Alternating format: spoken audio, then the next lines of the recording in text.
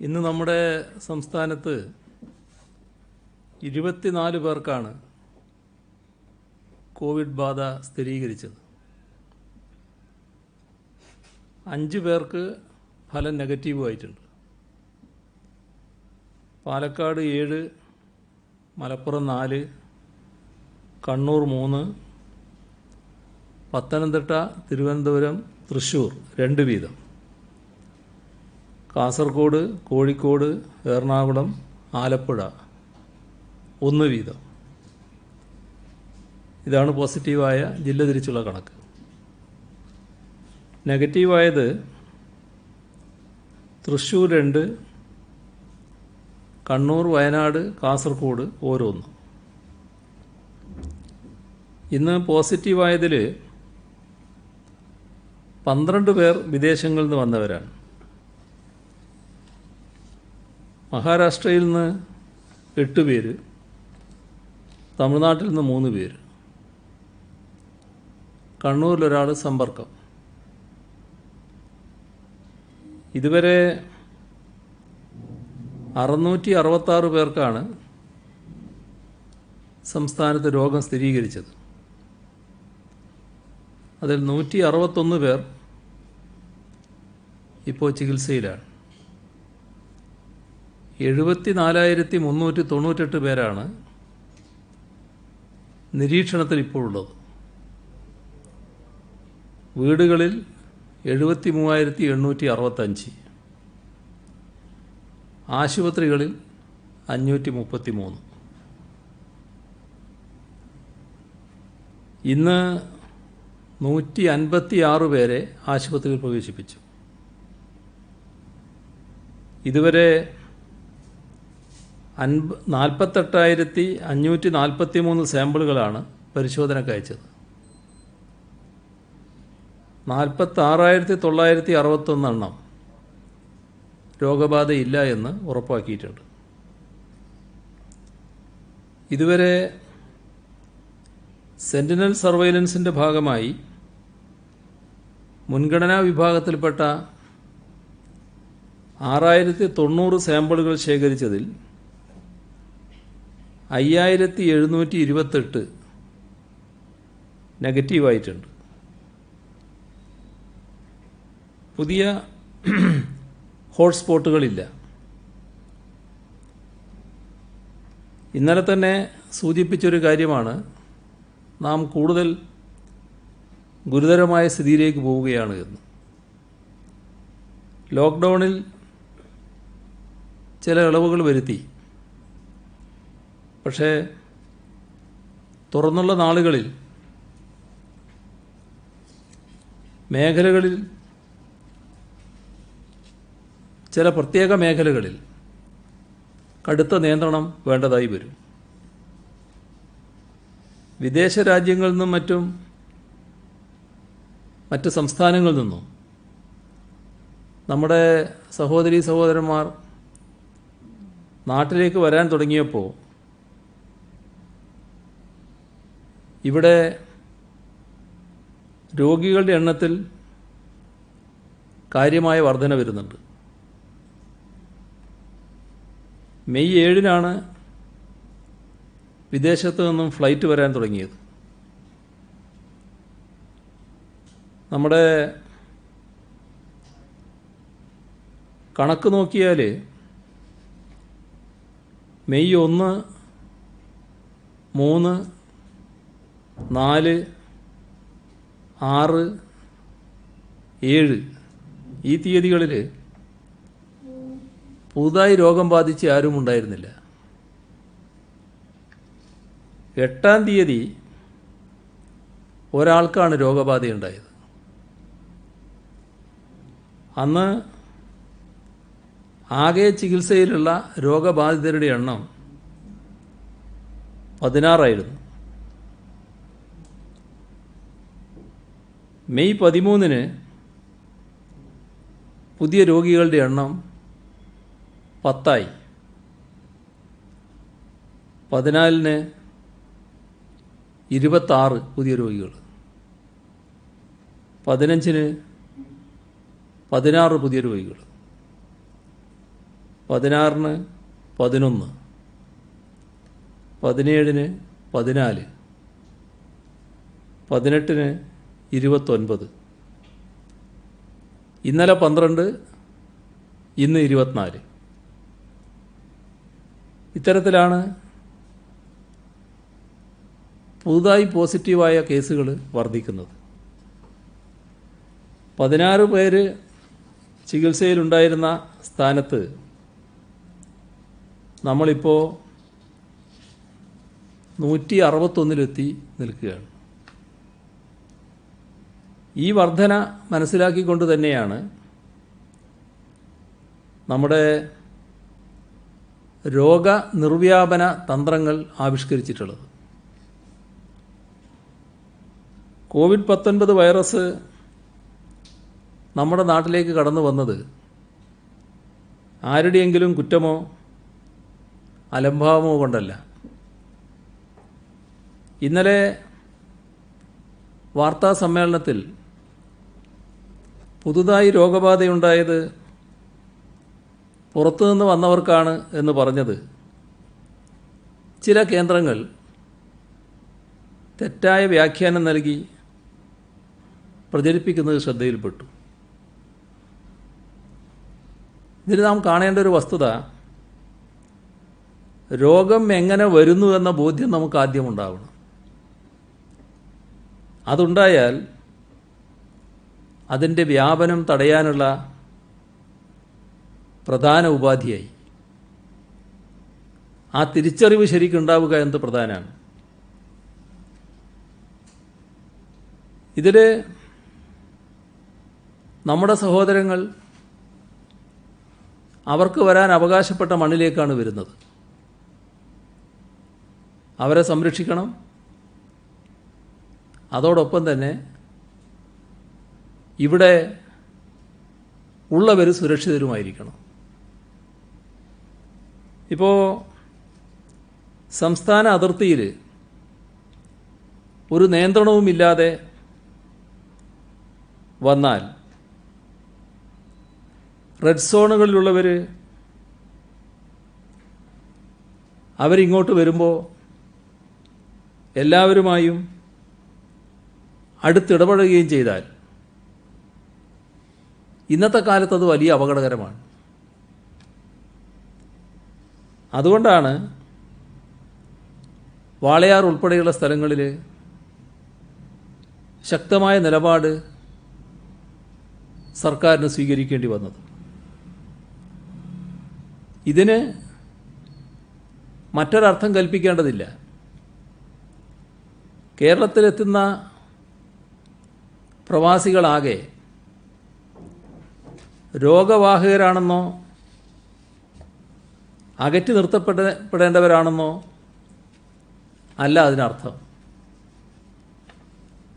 അങ്ങനെ ആക്കി തീർക്കാൻ ചിലർ ശ്രമിക്കുന്നുണ്ട്. അവർക്ക് മറ്റ് ചില ലക്ഷ്യങ്ങളുണ്ടാകാം.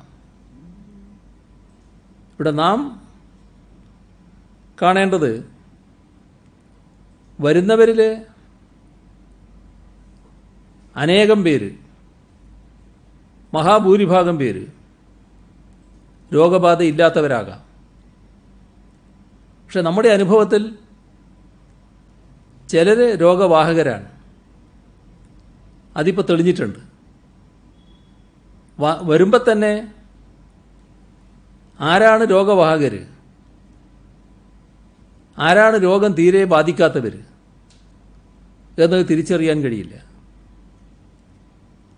അപ്പം അതുകൊണ്ട് തന്നെ കൂട്ടത്തിൽ രോഗവാഹകരുണ്ടാകാം. അത് നമ്മുടെ അനുഭവം ശരിവെക്കുന്നുണ്ട്. അത്തരമൊരു ഘട്ടത്തിൽ കൂടുതൽ കർക്കശമായ സുരക്ഷാ മാനദണ്ഡങ്ങൾ പാലിക്കൽ മാത്രമേ വഴിയുള്ളൂ. അത് അവരുടെ രക്ഷയ്ക്കും ഇവിടെയുള്ളവരുടെ സുരക്ഷിതത്വത്തിനും ഒഴിച്ചുകൂടാത്തതാണ്. അതുകൊണ്ട് കുപ്രചരണങ്ങൾ നടത്തുന്നവർക്ക് വേറെ ഉദ്ദേശങ്ങൾ കാണും. ഒന്നു മാത്രമേ അഭ്യർത്ഥിക്കാനുള്ളൂ, അത്തരം കുപ്രചരണങ്ങളിൽ ജനങ്ങൾ കുടുങ്ങിപ്പോകാൻ പാടില്ല. കഴിഞ്ഞ ദിവസം മുംബൈയിൽ നിന്ന് പത്തനംതിട്ട ജില്ലയിലെ റാന്നിയിൽ എത്തിയൊരു കുടുംബത്തിൻ്റെ ദുരനുഭവം സാമൂഹ്യ മാധ്യമങ്ങളിൽ പ്രചരിക്കുന്നുണ്ട്. മഹാരാഷ്ട്രയിലെ താനെയിൽ നിന്ന് പെരിനാട് പഞ്ചായത്തിലെത്തിയ 6 അംഗ സംഘത്തിന് എങ്ങോട്ടും പോകാൻ കഴിയാതെ തെരുവിൽ ഏറെ നേരം തങ്ങേണ്ടി വന്നു എന്നാണ് വാർത്ത. അവർ ക്വാറന്റൈനു വേണ്ടി തയ്യാറാക്കിയ വീടുണ്ട്.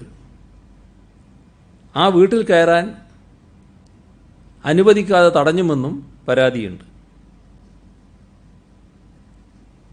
മുംബൈയിൽ നിന്ന് തന്നെ പ്രത്യേക വാഹനത്തിലെത്തിയ സംഘം റോഡിൽ കുറച്ചു നേരം വാഹനം നിർത്തിയിട്ടത് പരിഭ്രാന്തി പരത്തി എന്നൊരു വാർത്ത ഒരു മാധ്യമം റിപ്പോർട്ട് ചെയ്ത് കണ്ടു. ഇത്തരത്തിലുള്ള ഒറ്റപ്പെട്ട സംഭവങ്ങൾ വെച്ച് പ്രവാസി കേരളീയരെ നാം പരിഗണിക്കുന്നില്ല എന്ന ദുഷ്പ്രചരണവുമായി ഒരു കൂട്ടർ ഇറങ്ങിയിട്ടുണ്ട്. ഇവിടെ വീണ്ടും ആവർത്തിച്ചൊരു കാര്യം വ്യക്തമാക്കുകയാണ്. പ്രവാസി കേരളീയരുടെ കൂടി നാടാണിത്. അവർക്ക് മുന്നിൽ ഒരു വാതിലും കൊട്ടിയടക്കപ്പെടില്ല. അന്യനാടുകളിൽ ചെന്ന് കഷ്ടപ്പെടുന്ന അവർക്ക് ഏത് ഘട്ടത്തിലും ഇങ്ങോട്ട് കടന്നു വരാം. ഈ നാടിൻ്റെ സുരക്ഷിതത്വം അനുഭവിക്കാം. മറ്റ് സംസ്ഥാനങ്ങളിൽ കുടുങ്ങിപ്പോയവരെയും വിദേശങ്ങളിലുള്ളവരെയും തിരികെ എത്തിക്കാനുള്ള എല്ലാ ശ്രമങ്ങൾക്കും സർക്കാരിൻ്റെ പിന്തുണയുണ്ട്. അതോടൊപ്പം ഒരു കാര്യം മനസ്സിലാക്കണം, ലക്ഷക്കണക്കിന് ആളുകളാണ് നമ്മുടെ സംസ്ഥാനത്തിന് പുറത്തുള്ളത്. അവർക്കെല്ലാം ഒരേ ദിവസം ഇങ്ങോട്ട് വരാനാവില്ല. ഇന്നത്തെ പ്രത്യേക സാഹചര്യത്തിൽ പ്രത്യേകമായ ക്രമീകരണങ്ങൾ അതിനു വേണ്ടി വരും. ഇപ്പോൾ വിവിധ മലയാളി സംഘടനകൾ പ്രവാസികളുടെ പ്രശ്നങ്ങൾ പരിഹരിക്കാനും സഹായിക്കാനും ഇടപെടുന്നുണ്ട്. എന്നാൽ നാം കാണേണ്ട ഒരു യാഥാർത്ഥ്യമുണ്ട്. എല്ലാ ഇടപെടലുകളെയും അപ്രസക്തമാക്കുന്ന ചില പരിമിതികൾ നിലനിൽക്കുന്നുണ്ട്. അതിനെയൊക്കെ മറികടക്കാനുള്ള പരിശ്രമത്തിലാണ് നാം. ഇതിനിടയിൽ വിദ്വേഷം ജനിപ്പിക്കുന്നതോ തെറ്റിദ്ധാരണ പരത്തുന്നതോ ആയ പ്രചരണങ്ങളിൽ മുഴുകാതിരിക്കാൻ എല്ലാവരും ശ്രദ്ധിക്കണം. ഇതാണ് പൊതുവെ അഭ്യർത്ഥിക്കാനുള്ളത്. അവശേഷിക്കുന്ന SSLC, higher secondary, vocational higher secondary പരീക്ഷകൾ മുൻ നിശ്ചയപ്രകാരം മെയ് 26 മുതൽ 30 വരെ തന്നെ നടത്തുന്നതാണ്. പരീക്ഷാ ടൈം ടേബിൾ നേരത്തെ പ്രസിദ്ധീകരിച്ചിരുന്നു. പക്ഷേ കേന്ദ്ര ഗവൺമെൻറ്റിൻ്റെ അനുമതി ലഭ്യമാകാൻ വൈകിയത് കാരണം ചില തടസ്സങ്ങളുണ്ടായിരുന്നു. ഇപ്പോൾ കേന്ദ്ര അനുമതിയായിട്ടുണ്ട്. പരീക്ഷകൾ നിശ്ചയിച്ചിരുന്നതുപോലെ തന്നെ നടത്തും. ആവശ്യമായ മുൻകരുതലുകളും ഗതാഗത സൗകര്യങ്ങളും ഒരുക്കുന്നതാണ്. എല്ലാ കുട്ടികൾക്കും പരീക്ഷ എഴുതാനുള്ള സൗകര്യമുണ്ടാക്കും.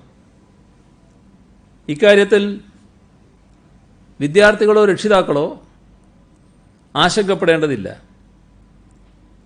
പ്രത്യേകമായ എന്തെങ്കിലും പ്രശ്നമുണ്ടെങ്കിൽ അവ ശ്രദ്ധയിൽപ്പെടുത്തിയാൽ അത്തരം കാര്യങ്ങളും പരിഹരിക്കും.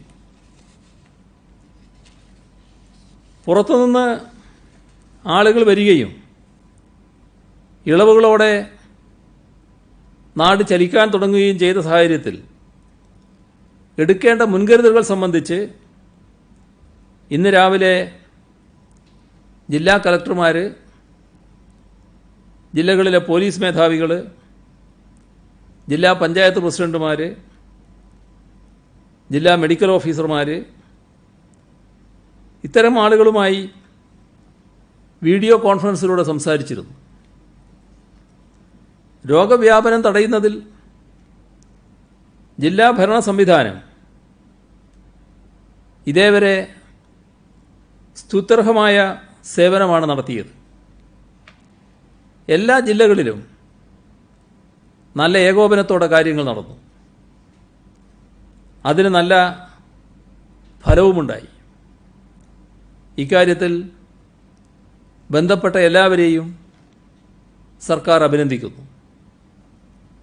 കോവിഡ്-19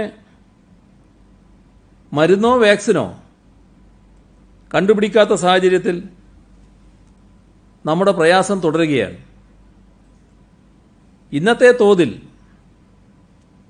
രോഗികളുടെ എണ്ണം വർദ്ധിക്കുകയാണെങ്കിൽ ഗുരുതരമായ സാഹചര്യമായിരിക്കും നമുക്ക് നേരിടേണ്ടി വരിക. ഇതിൻ്റെ ഗൗരവം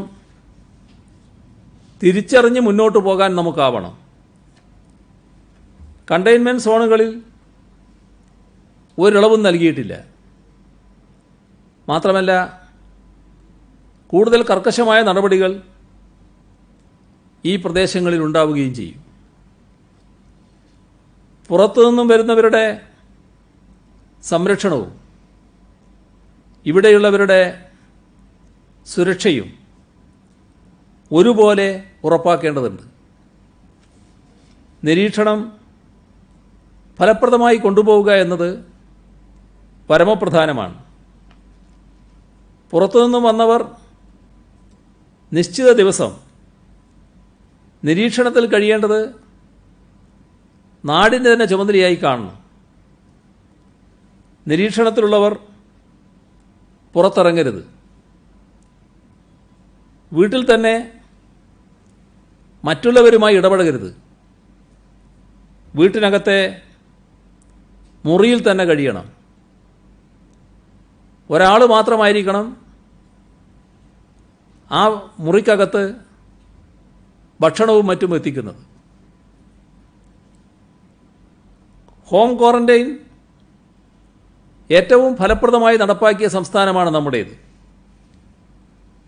തദ്ദേശഭരണ സ്ഥാപനങ്ങൾ, വാർഡ് തല സമിതികൾ, അവരുടെയെല്ലാം നല്ല ഇടപെടൽ ഇക്കാര്യത്തിലുണ്ടായി. വാർഡ് തല സമിതിക്കൊപ്പം ഇപ്പോൾ നിരീക്ഷണത്തിൽ കഴിയുന്ന ഒരാൾ താമസിക്കുന്ന വീടിൻ്റെ ചുറ്റുപാടുമുള്ളവർ, ആ പ്രദേശത്തെ റെസിഡൻസ് അസോസിയേഷനുകൾ,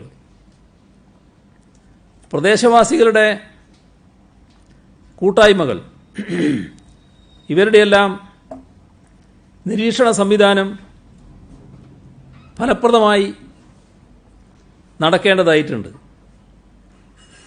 ഇത് വിജയിക്കുന്നതിന്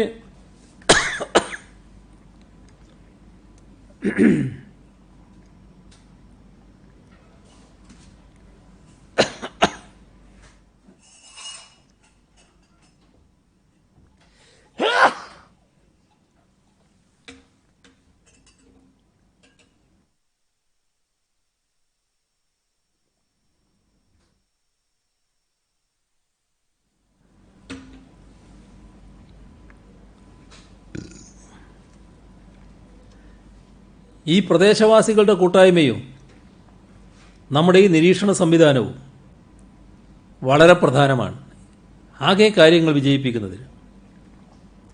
നിരീക്ഷണത്തിൽ കഴിയുന്നവരുടെ വീടുകളുമായി ബന്ധപ്പെടുന്നതിന് ആവശ്യമായ വളണ്ടിയർമാർ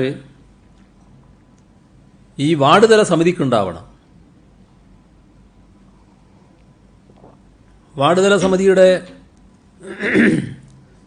ഘടന എങ്ങനെയാണെന്ന് നേരത്തെ പറഞ്ഞിട്ടുണ്ട്. ആ വാർഡ് തല സമിതിക്ക് എല്ലാ വീട്ടിലും എത്തിപ്പെടാൻ ചിലപ്പോൾ കഴിഞ്ഞൊന്നും വരില്ല. അതിനുവേണ്ടി വളണ്ടിയർമാർ വേണം. ആ വളണ്ടിയർമാരെ വാർഡ് തല സമിതിക്ക് ചുമതലപ്പെടുത്തി അയക്കാവുന്നതാണ്. അതോടൊപ്പം പോലീസും ഇക്കാര്യത്തിൽ പങ്കുവഹിക്കേണ്ടതുണ്ട്. പോലീസ് സേനാംഗങ്ങൾ നിരീക്ഷണത്തിലുള്ളവരുടെ വീടുകൾ സന്ദർശിക്കണം. അപ്പം നമ്മുടെ സമൂഹത്തിൻ്റെ രക്ഷയ്ക്ക് വേണ്ടി ഏർപ്പെടുത്തുന്ന ഇടപെടലുകളാണിതൊക്കെ. അത് കൃത്യമായി നടക്കേണ്ടതുണ്ട്. വളരെ ചുരുക്കം സ്ഥലങ്ങളിൽ വാർഡ് തല സമിതി ഉദ്ദേശിച്ച രീതിയിൽ സജീവമായില്ല എന്ന പ്രശ്നം നിലനിൽക്കുന്നുണ്ട്.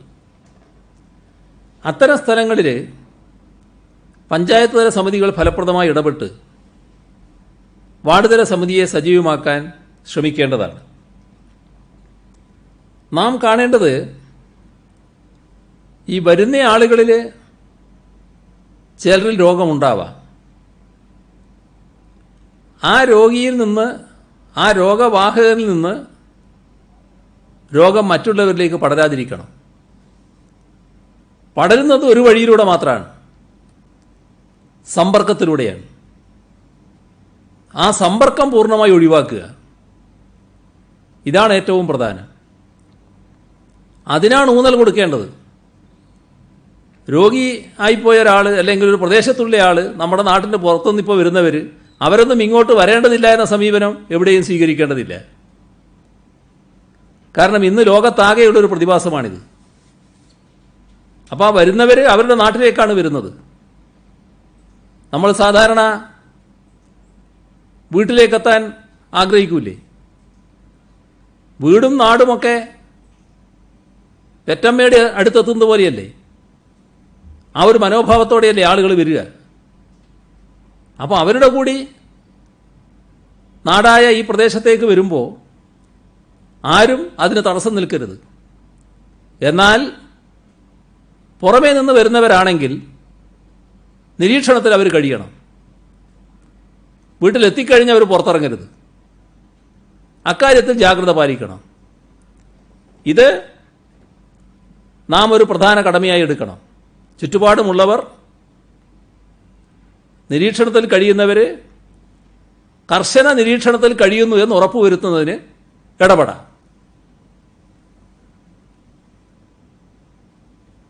നമ്മുടെ നാടാകെ ഇക്കാര്യത്തിൽ ഒന്നിച്ചു നിൽക്കണം എന്നാണ് അഭ്യർത്ഥിക്കാനുള്ളത്. പഞ്ചായത്ത് തല സമിതികളുടെ പ്രവർത്തനം അത് വേണ്ട രീതിയിലാവുന്നുണ്ടോ എന്നത് ജില്ലാതല സമിതി വിലയിരുത്തേണ്ടതാണ്. എല്ലാ പഞ്ചായത്ത് തല സമിതികളും നല്ല നിലക്ക് പ്രവർത്തിക്കുന്നുണ്ട്. എന്തെങ്കിലും സഹായങ്ങളോ ഇടപെടലുകളോ ജില്ലാതല സമിതിയുടെ ഭാഗത്തുനിന്ന് വേണമെങ്കിൽ അത് ജില്ലാതല സമിതി നിർവഹിക്കേണ്ടതായിട്ടുണ്ട്. എന്താണ് ഈ പറഞ്ഞതിൻ്റെ അർത്ഥം? നമ്മുടെ നാട് നേരിടാൻ പോകുന്ന ഇത്തരമൊരു വിപത്തിനെ നാട് ഒന്നിച്ച് പ്രതിരോധിക്കണമെന്നാണ്.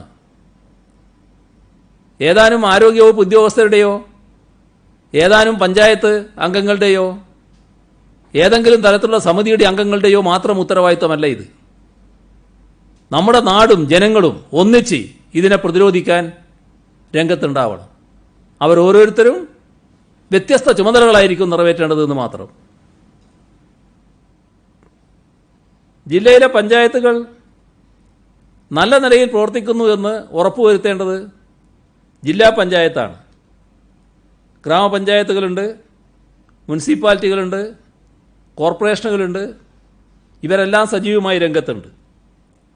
അതിനോടൊപ്പം ബ്ലോക്ക് പഞ്ചായത്തിനും നല്ല നിലയിൽ ഉത്തരവാദിത്തങ്ങൾ നിർവഹിക്കാനാവും. നേരത്തെ വ്യക്തമാക്കിയിട്ടുണ്ട്, പുതിയ സാഹചര്യത്തിൽ രോഗവ്യാപനം തടയുന്നതിന് സ്വകാര്യ ആശുപത്രികളുമായി യോജിച്ച് നീങ്ങുമെന്നുള്ളത്. IMA അതിന് പിന്തുണയും നൽകിയിട്ടുണ്ട്. മറ്റ് രോഗങ്ങളുള്ളവർ, പ്രായമായവർ, ഇവരെയെല്ലാം പൂർണ്ണമായി സംരക്ഷിക്കേണ്ടതുണ്ട്. എല്ലാ തദ്ദേശഭരണ സ്ഥാപനങ്ങളിലും പ്രവർത്തന സന്നദ്ധതയുള്ള ഡോക്ടർമാരുടെ ഒരു ലിസ്റ്റ് തയ്യാറാക്കി വെക്കണം. അത് DMO തയ്യാറാക്കി തദ്ദേശഭരണ സ്ഥാപനങ്ങൾക്ക് നൽകും. ചികിത്സ ആവശ്യമുള്ളവർക്ക് ഡോക്ടർമാരുടെ വിവരങ്ങൾ നൽകണം. ഇത്തരം വീടുകളിൽ ആ ഡോക്ടർമാരുടെ ഫോൺ നമ്പറുകൾ ഉണ്ടാവണം. രോഗിയെ ഡോക്ടർക്ക് കാണണമെന്നുണ്ടെങ്കിൽ അവിടുത്തെ ഹെൽത്ത് സെൻറ്റർ ആവശ്യമായ യാത്രാ സൗകര്യം ഏർപ്പെടുത്തുകയും ചെയ്യും. ഇതോടൊപ്പം കലക്ടർമാരുമായും മറ്റും ഇന്നത്തെ വീഡിയോ കോൺഫറൻസിൽ ചർച്ച ചെയ്തൊരു കാര്യം, മഴക്കാലത്തിന് മുൻപേ മഴ ശരിക്കും വന്നിരിക്കുകയാണ്. കാലവർഷം ആരംഭിച്ചു കഴിഞ്ഞില്ല, പക്ഷേ മഴ ഇപ്പോൾ എല്ലായിടെയും നല്ല നിലക്കുണ്ട്. അപ്പോൾ അതിൻ്റെ ഭാഗമായി പകർച്ചവ്യാധികൾ വരാനുള്ള സാധ്യത അത് പൂർണ്ണമായി തടയേണ്ടതുണ്ട്. അതിലേറ്റവും പ്രധാനം പരിസരം ശുചിയാക്കി വെക്കലാണ്. കൊതുക് വളരാനുള്ള സാഹചര്യം അനുവദിക്കാൻ പാടില്ല. ഇതിലേറ്റവും പ്രധാനം മാലിന്യ നിർമ്മാർജ്ജനത്തിനാണ്. അതോടൊപ്പം നദികളിലും തോടുകളിലും അടിഞ്ഞുകൂടിയ എക്കൽ നീക്കുന്ന പ്രവൃത്തി ആരംഭിച്ചിട്ടുണ്ട്. ഇതുവരെ 11,83,00,000 രൂപ അതിനായി അനുവദിച്ചിട്ടുണ്ട്. ആവശ്യത്തിനനുസരിച്ച് ബാക്കി തുക അനുവദിക്കുകയും ചെയ്യും. അതിഥി തൊഴിലാളികളോട് സഹാനുഭൂതി ഉണ്ടാവണം. ഭക്ഷണവും പാർപ്പിടവും എല്ലായിടത്തും സർക്കാർ ലഭ്യമാക്കിയിട്ടുണ്ട്. നിർമ്മാണ പ്രവർത്തനങ്ങൾ ആരംഭിച്ചത് ആശ്വാസകരമാണ്. അവർക്ക് തൊഴിൽ ലഭിക്കും. തൊഴിലുണ്ടായാൽ കുറേ പ്രയാസം മാറും. ആർക്കെങ്കിലും, അത് അതിഥി തൊഴിലാളി എന്ന കണക്കില്ല, നാട്ടിൽ ആർക്കെങ്കിലും ഭക്ഷണത്തിന് ബുദ്ധിമുട്ടുണ്ടോ ആ കാര്യം പ്രാദേശിക തലത്തിൽ പരിശോധിക്കണം. ആരും പട്ടിണി കിടക്കാൻ പാടില്ല. ആ ഉറപ്പ് പ്രാദേശിക തലത്തിൽ ഉണ്ടാക്കാനാവണം. ലോക്ക്ഡൗൺ വന്നപ്പോൾ സമൂഹ അടുക്കള ലക്ഷക്കണക്കിന് ആളുകൾക്ക് പ്രയോജനമായി ഭവിച്ചു.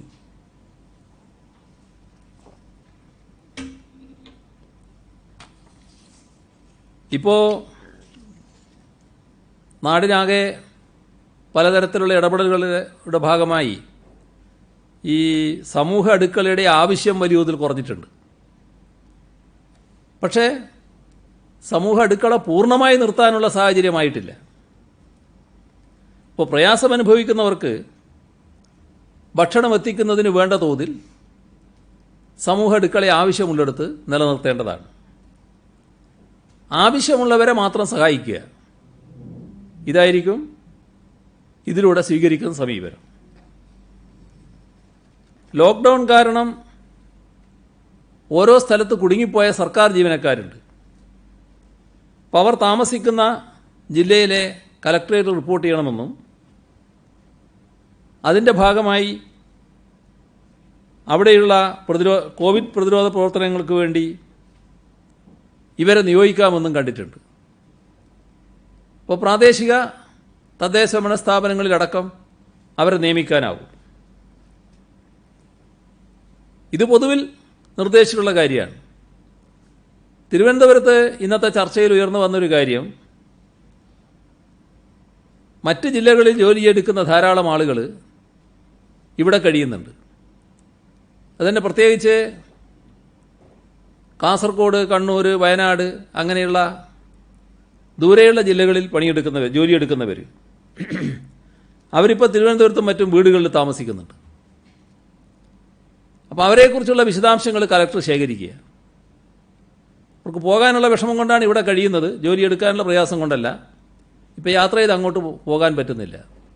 അപ്പോൾ അവരെ വിവരങ്ങൾ ശേഖരിച്ച് പ്രത്യേക KSRTC ബസ് തയ്യാറാക്കി അതത് ജില്ലകളിലേക്ക് അവരെ അയക്കാൻ തീരുമാനിച്ചിട്ടുണ്ട്.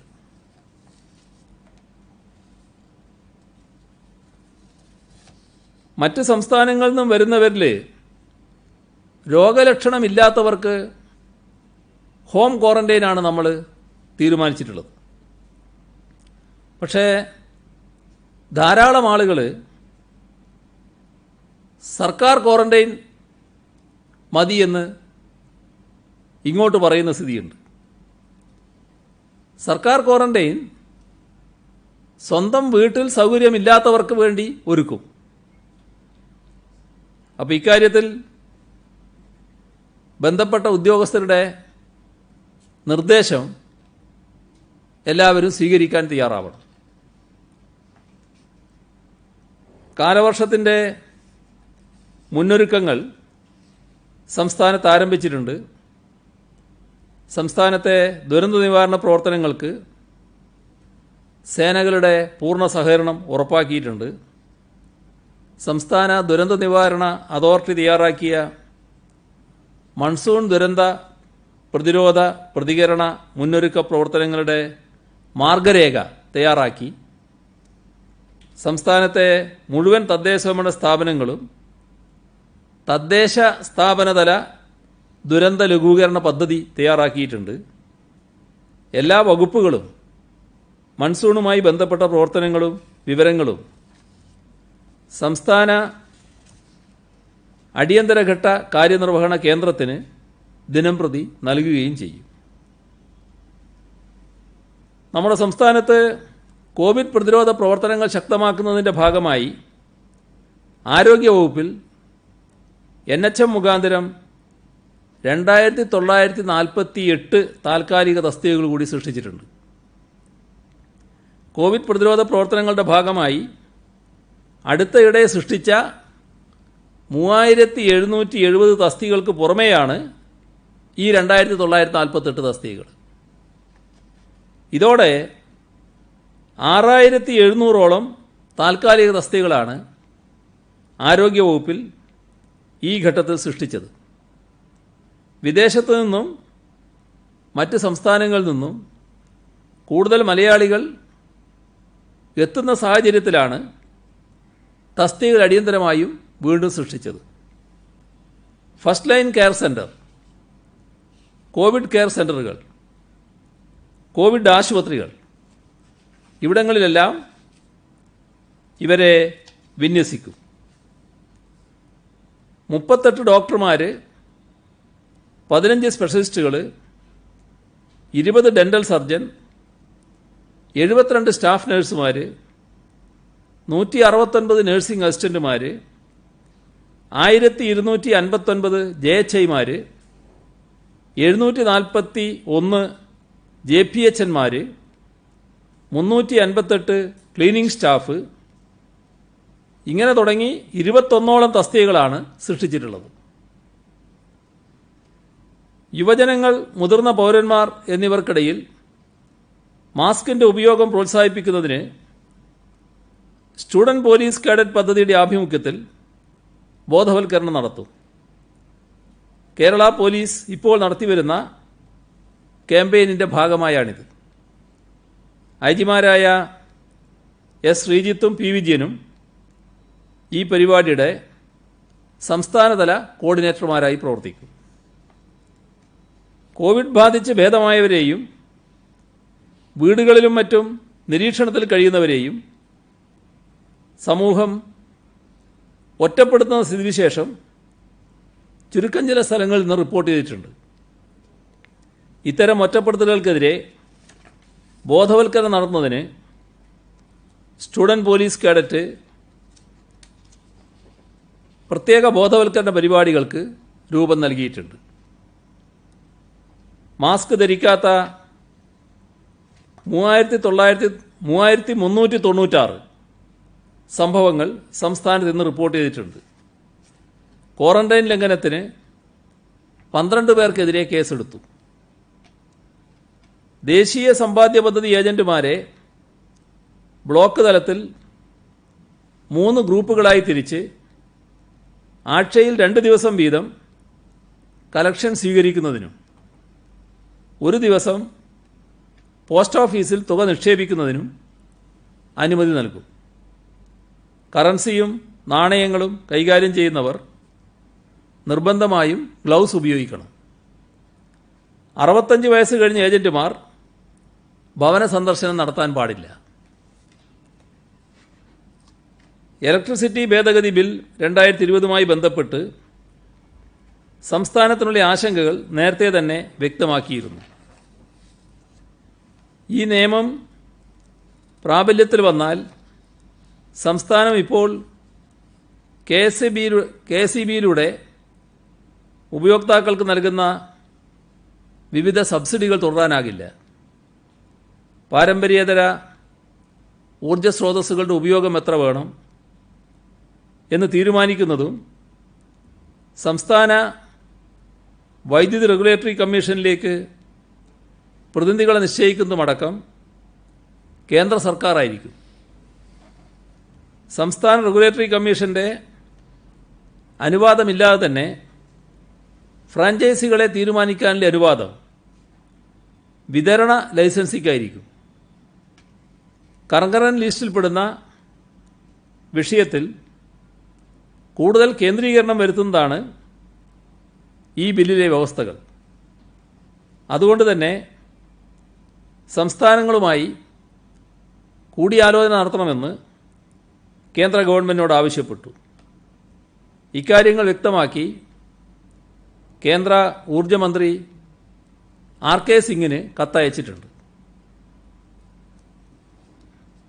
പ്രകൃതിക്ഷോഭം മൂലം ജോലി നഷ്ടപ്പെട്ട ഉൾനാടൻ മത്സ്യത്തൊഴിലാളികൾക്കും അനുബന്ധ തൊഴിലാളികൾക്കും വിതരണം ചെയ്യുന്നതിനായി മുഖ്യമന്ത്രിയുടെ ദുരിതാശ്വാസ നിധിയിൽ നിന്ന് 5 കോടി രൂപ ഇന്ന് ചേർന്ന മന്ത്രിസഭാ യോഗം അനുവദിച്ചിട്ടുണ്ട്. പാലാ രൂപതയുടെ കീഴിലുള്ള 300 ബാത്ത് അറ്റാച്ച്ഡ് മുറി ക്വാറന്റൈനു വേണ്ടി വിട്ടുകൊടുത്തതായി ബിഷപ്പ് ജോസഫ് കല്ലറങ്ങാട്ട് അറിയിച്ചു. കൂടാതെ 1,57,00,000 രൂപ കൊറോണ നിവാരണത്തിനും സമൂഹ ശാക്തീകരണത്തിനും വേണ്ടി ചെലവഴിച്ചു. 2 ലക്ഷം പച്ചക്കറി തൈ, 60,000 ഫലവൃക്ഷ തൈകൾ എന്നിവ വിതരണം ചെയ്തു. പാലാ അസിസ്റ്റന്റ് ബിഷപ്പ് ഉൾപ്പെടെ 50 പുരോഹിതന്മാർ രക്തം ദാനം ചെയ്തു എന്നും പാലാ രൂപത അറിയിച്ചിട്ടുണ്ട്. Registered metal crusher unit owners association Ernakulam ജില്ലാ കമ്മിറ്റി 1,11,60,000 രൂപ CMDRFിലേക്ക് നൽകിയിട്ടുണ്ട്. All Kerala private bankers association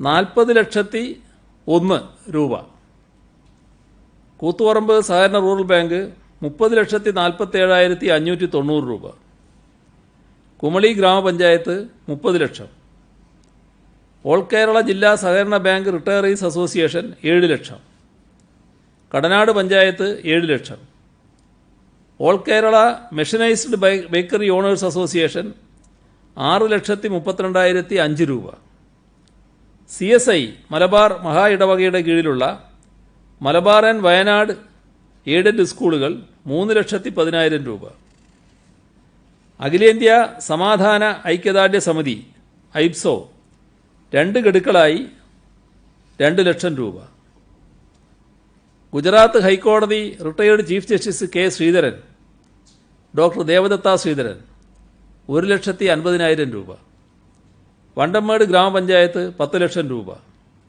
south Indian green cardamom company 5 lakh രൂപ, പീരുമേട് തോട്ടം തൊഴിലാളി കോഓപ്പറേറ്റീവ് സൊസൈറ്റി 4,55,000 രൂപ, Kerala state service pensioners union Adimali block 4,69,645 രൂപ, Vandiperiyar service cooperative bank 4 lakh രൂപ, Kerala federation of the blind 1 lakh രൂപ.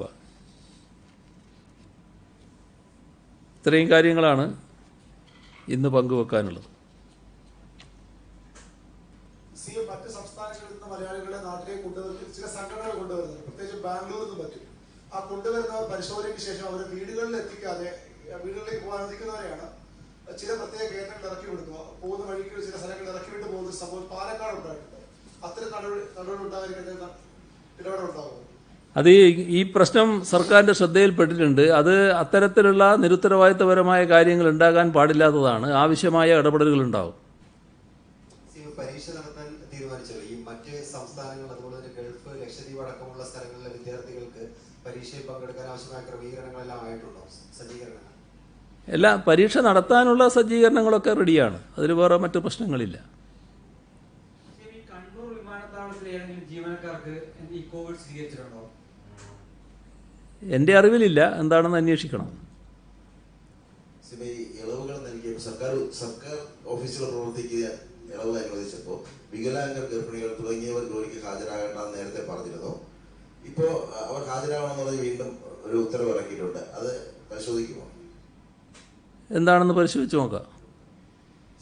ടെലിവിഷൻ ഷോകളൊക്കെ ഷൂട്ട് ചെയ്യാനുള്ള അനുമതി ഇളവ് നേരത്തെ നൽകിയിരുന്നല്ലോ. പക്ഷെ അത് 10 ആളുകൾക്കാണ് നൽകിയത്. ഈ 10 ആളുകളെ വെച്ച് അത് പ്രായോഗികമല്ലാത്തൊരു സ്ഥിതിയുണ്ട്. ആ സാഹചര്യത്തിലും കൂടുതൽ ആളുകളെ പങ്കെടുപ്പിക്കാൻ അനുവദിക്കുന്ന കാര്യം പരിഗണിക്കും. അതോടെ നമ്മുടെ നിലയങ്ങ് മാറിപ്പോകുമല്ലോ.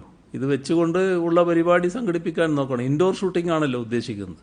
അതിന് പറ്റുന്ന തരത്തിൽ നോക്കണം. അത് എന്താണെന്ന് പിന്നീട് ചർച്ച ചെയ്യാം. ഈ ഇളവുകൾ നൽകിയതോടുകൂടി ഭൂമിയുടെ രജിസ്ട്രേഷൻ ഒക്കെ ആരംഭിച്ചിട്ടുണ്ട്. അപ്പോൾ ഈ തമ്പി പ്രശ്നം അവിടെ ആവശ്യമാണെന്നാണ് പറയുന്നത്. അത് ഒരു ആശങ്ക, ഈ അതിർത്തികളിലുള്ള ജനങ്ങൾക്ക് ഒരു ആശങ്കയുണ്ട്. അതിലൊരു വ്യക്തത വരുത്തുമോ? തമ്പ് ഇംപ്രഷൻ ഒഴിവാക്കാൻ കഴിയില്ലല്ലോ അതിൻ്റെ കാര്യത്തിൽ. അത് കുറച്ച് നാൾ എങ്ങനെയാണ് അത് ചെയ്യാൻ പറ്റുക എന്നുള്ളത് ആലോചിച്ച് നോക്കേണ്ടതാണ്. 1-ാം തീയതി മുതൽ സ്കൂളുകളിൽ ഓൺലൈൻ ക്ലാസ്സുകൾ ആരംഭിക്കുകയാണ്. അപ്പോൾ അതിൽ നമ്മൾ നടത്തിയ പഠനപ്രകാരം തന്നെ 2.61 ലക്ഷം കുട്ടികൾക്ക് ഇത്തരം ഓൺലൈൻ സൗകര്യങ്ങളില്ല എന്ന് കണ്ടെത്തിയിട്ടുണ്ട്. അപ്പോൾ അതിന് പരിഹാരമായി സ്കൂളുകളിൽ തന്നെ ഉള്ള സംവിധാനങ്ങൾ ഉപയോഗിച്ച് അത്തരം ക്ലാസ്സിൽ പങ്കെടുക്കാൻ പറ്റാത്തവർക്ക് പിന്നെ ക്ലാസ് സജ്ജീകരിക്കാൻ ഉദ്ദേശിക്കുന്നുണ്ടോ? അങ്ങനെയാണെങ്കിൽ ചില കുട്ടികൾ അവരുടെ ഒന്നിലധികം സ്കൂളുകൾ കടന്നുള്ള സ്കൂളുകളിലായിരിക്കും പഠിക്കുന്നത്. അപ്പോൾ അവർക്ക് തൊട്ടടുത്തുള്ള സ്കൂളുകളിൽ തന്നെ ആ ക്ലാസ്സിന് ഓൺലൈൻ സൗകര്യം ഇല്ലാത്തവർക്ക് അത് ഏത് സ്കൂളിലായാലും അറ്റൻഡ് ചെയ്യാനുള്ള അനുമതി ഉണ്ടാകുമോ? അങ്ങനെ ആലോചിച്ചിട്ടുണ്ടോ? സ്കൂളുകളിൽ വെച്ച് അറ്റൻഡ് ചെയ്യാനുള്ളതല്ല ഇത്. അവരവരുടെ വീടുകളിൽ തന്നെ ഇരുന്നു കൊണ്ട് അനുഭവിക്കാനുള്ളതാണ്. ഈ വീടുകളിൽ സൗകര്യമില്ലാത്തവർക്ക് ആ സൗകര്യം എങ്ങനെ ഉണ്ടാക്കാൻ കഴിയുമെന്നുള്ളത് ആലോചിക്കുന്നുണ്ട്. അത് നല്ല രീതിയിൽ വിജയിപ്പിക്കാൻ കഴിയുമെന്ന് തന്നെയാണ് പ്രതീക്ഷിക്കുന്നത്. സമൂഹ വ്യാപന സാധ്യതയെ പറ്റി ICMR ഒരു പഠനം നടത്തിയിരുന്നല്ലോ. അതിന്റെ വിശദാംശങ്ങൾ എന്തെങ്കിലും കിട്ടിയിട്ടുണ്ടോ? നമ്മുടെ കേരളത്തിൽ ഇതേവരെ സമൂഹ വ്യാപനം ഉണ്ടായി എന്ന് കണ്ടെത്തിയിട്ടില്ല. ഈ കൃത്യമായ മാർഗനിർദ്ദേശങ്ങളുടെ അടിസ്ഥാനത്തിൽ ജിംനേഷ്യം, ഡാൻസ് സ്കൂളുകൾ ഇവയൊക്കെ പ്രവർത്തിക്കാനുള്ള അനുമതി നൽകുന്നത് അങ്ങനെ എന്തെങ്കിലും സർക്കാർ പറ്റില്ല.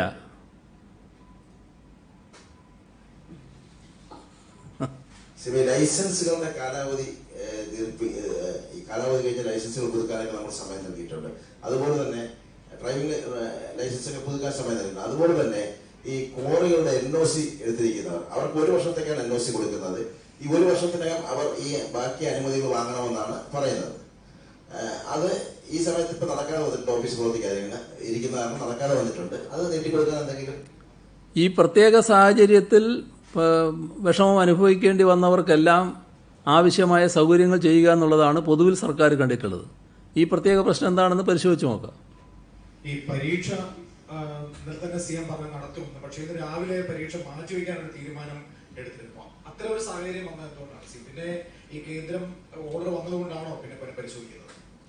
അത് ആ ഘട്ടത്തിലുള്ളൊരു വിവരം വെച്ചുകൊണ്ട് ഒരു നിലപാടെടുത്തതായിരുന്നു. അതിനകത്ത് ചില തെറ്റിദ്ധാരണകൾ ആ സമയത്തുണ്ടായി. കാരണം സംസ്ഥാന സർക്കാർ ഏതെങ്കിലും ഒരു ഇനത്തിൽ കേന്ദ്ര സർക്കാരുമായി ഈ ഘട്ടത്തിലൊരു തർക്കത്തിലേക്ക് പോകാൻ ഉദ്ദേശിക്കുന്നില്ല. ഇത്തരം കാര്യങ്ങളിൽ ചില കാര്യങ്ങളിൽ തർക്കം വേണ്ടി വരും. ഈ കാര്യത്തിലൊന്നും തർക്കം ഉദ്ദേശിക്കുന്നില്ല.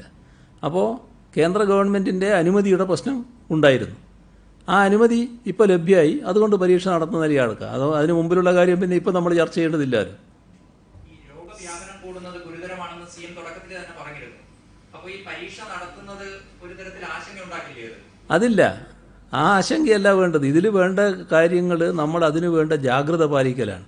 ഇക്കാര്യത്തിൽ വീടുകളിൽ നിന്ന് കുട്ടികൾക്ക് സ്കൂളിലേക്ക് എത്താൻ സുരക്ഷയോടുകൂടി സ്കൂളുകളിലേക്ക് എത്താൻ പറ്റും.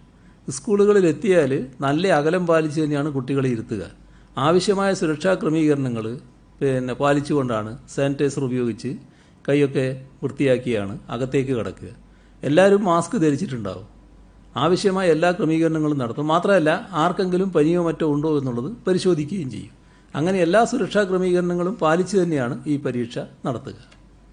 CMA പരീക്ഷയുടെ കാര്യത്തിൽ CMന് പിടിവാശിയെന്നാണ് പ്രതിപക്ഷം. അതല്ല ഇന്നലെ പറഞ്ഞു കഴിഞ്ഞാണല്ലോ, ഇന്നലെ കഴിഞ്ഞല്ലോ അതൊക്കെ. ഞാൻ ചോദിക്കാൻ വന്നതല്ല. BJPയുടെ തന്നെ സംസ്ഥാന പ്രസിഡന്റും ഏതാണ്ട് മുഖ്യമന്ത്രിക്ക് പിടിവാശിയെന്ന് ആരോപണം ഉന്നയിച്ചു. അതിനുശേഷമാണ് കേന്ദ്രത്തിന്റെ ഈ ഉത്തരവ് വരുന്നത്. ഈ പരീക്ഷയെ ഒരു രാഷ്ട്രീയ വിഷയമായി പ്രതിപക്ഷ പാർട്ടികൾ കാണുന്നതായി CMന് തോന്നിയിട്ടുണ്ടോ? പ്രതിപക്ഷം ഒരു തെറ്റിദ്ധാരണയിലാണ്. അവർ ഇത് രാഷ്ട്രീയമായി കാണുന്നു എന്നുള്ളതല്ല. പ്രതിപക്ഷം എന്തെല്ലാം ഉപയോഗിച്ച് എതിർപ്പുയർത്താൻ പറ്റും ഇതിന് ഗവേഷണം നടത്തിക്കൊണ്ടിരിക്കുകയാണ്. അപ്പോൾ പരീക്ഷ വരുന്നു, എന്നാൽ പിന്നെ ഈ കാര്യം പറഞ്ഞുകൊണ്ട് എതിർക്കാം എന്ന് കാണുക മാത്രമാണ്. പരീക്ഷ അതിൻ്റെ കാലത്ത് നടക്കണം. അത് മറ്റു പലതുമായും ബന്ധപ്പെട്ടതാണ്. അതിൻ്റെ തുടർച്ചയായുള്ള കാര്യങ്ങളുണ്ട്. അതൊക്കെ വിദ്യാഭ്യാസ രംഗത്ത് നടക്കേണ്ട കാര്യങ്ങൾ നടക്കേണ്ട സമയത്ത് നടന്നു പോവുക എന്നുള്ളതാണ് നമ്മളെല്ലാവരും ആഗ്രഹിക്കുന്നത്. അതിനുള്ള ക്രമീകരണങ്ങൾ ഉണ്ടാക്കുന്നു എന്ന് മാത്രമേ ഉള്ളൂ.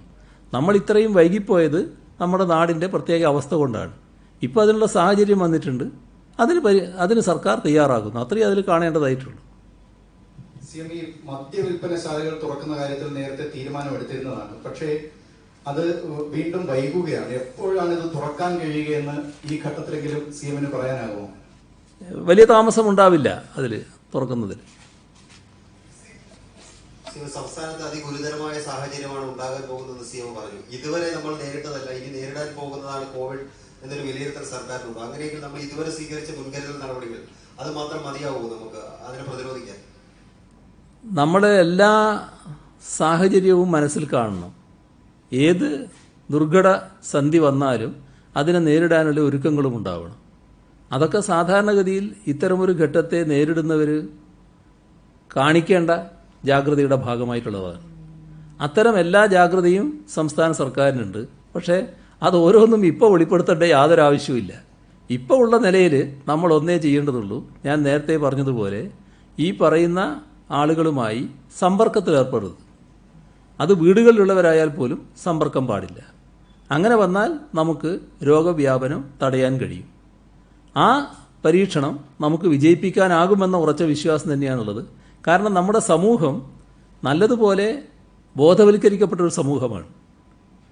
കാര്യങ്ങൾ പറഞ്ഞാൽ മനസ്സിലാകുന്നവരാണ്. നല്ല രീതിയിൽ ഇതേവരെ സഹകരിച്ചിട്ടുള്ളവരാണ്. അതുകൊണ്ടാണ് നമുക്ക് പിടിച്ചു നിർത്താൻ കഴിഞ്ഞില്ല. നമ്മുടെ ജനങ്ങളുടെ ഇടപെടലിൻ്റെ ഭാഗമായിട്ടാണ് നമുക്ക് വിജയിക്കാൻ കഴിഞ്ഞത്. അത് തുറന്നും ഉണ്ടാകുമെന്ന് തന്നെയാണ് സർക്കാർ പ്രതീക്ഷിക്കുന്നത്. അതുകൊണ്ട് മോശമായൊരവസ്ഥ വന്നാൽ എന്തൊക്കെ അതിൻ്റെ കാര്യത്തിലേക്ക് ഇപ്പോൾ പോകുകയല്ല. അങ്ങനെ അഥവാ ഉണ്ടാവുകയാണെങ്കിൽ അതിനാവശ്യമായ എല്ലാ തയ്യാറെടുപ്പും സർക്കാരിൻ്റെ ഭാഗത്തുണ്ട്.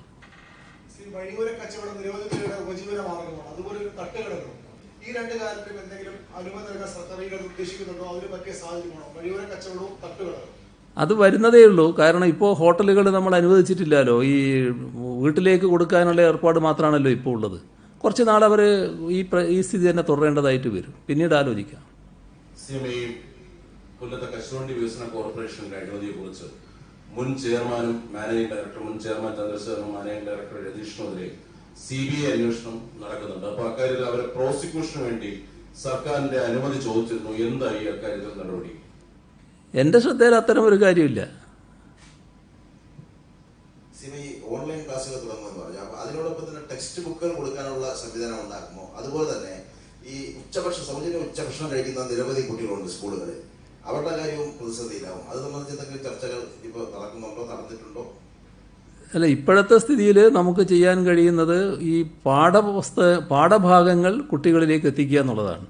അത് മുടക്കമില്ലാതെ നടക്കും. അതോടൊപ്പം തന്നെ പാഠപുസ്തകങ്ങളുടെ കാര്യം അത് തയ്യാറാണ്. അത് വിതരണം ചെയ്യുന്നത് എങ്ങനെയെന്നുള്ളത് പ്രത്യേകം ആലോചിക്കാം. യൂണിവേഴ്സിറ്റി പരീക്ഷകൾ നിശ്ചയിച്ച പ്രകാരം നടത്തുമോ? യൂണിവേഴ്സിറ്റി പരീക്ഷകളും കൃത്യമായി നടത്താനുള്ള തയ്യാറെടുപ്പ് അവർ നടത്തിക്കൊണ്ടിരിക്കുന്നുണ്ട്. ഇതര സംസ്ഥാനങ്ങളിൽ വന്ന് കേരളത്തിൽ കഴിയുന്നവരെ നിരീക്ഷിക്കാൻ വേണ്ടി പോലീസിന്റെ ഒരു കോവിഡ് ആപ്പ് ഉണ്ട്.